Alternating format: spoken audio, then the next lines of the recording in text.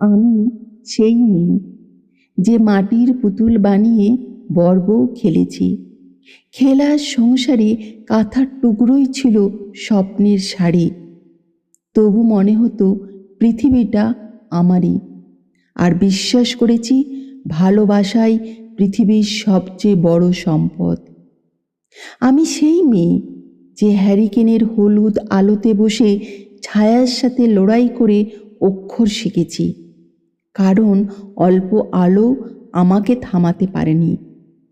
আমি সেই মেয়ে যে গ্রীষ্মের দুপুরে ঘুমকে ফাঁকি দিয়ে আম গাছের নিচে দাঁড়িয়ে ঝরে পড়া আম কুড়িয়েছি, আর হাত ভরে নিয়েছি রোদ আর হাসি।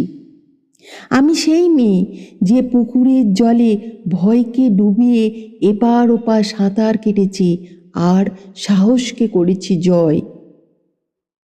আমি সেই মেয়ে যে বৃষ্টির জলে কাগজে নৌকা ভাসিয়ে স্বপ্নগুলোকে দূরে পাঠিয়েছি, তবু মনে মনে জানতাম একদিন তারা ফিরবে আমার কাছেই। আমি সেই মেয়ে যে মায়ের এক ডাকেই সব অভিমান ভুলে ছুটে যেতাম, কারণ সেই ডাকেই ছিল নিরাপদ পৃথিবী। আজ আমি বড় হয়েছি, সময় আমাকে বদলাতে চেয়েছে, দায়িত্ব কাঁধে চাপিয়েছে নীরবে। তবু আমি জানি আমার ভেতর এখনো বেঁচে আছে সেই কাদামাখা পা, সেই নির্ভেজাল হাসি, সেই ভয়হীন চোখ।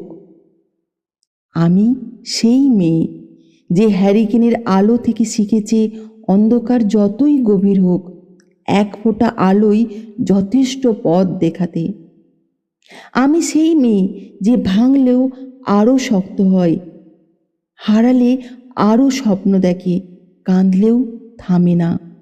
আমি সেই মেয়ে যার শৈশব হারায়নি, শুধু শক্তিতে রূপ নিয়েছে।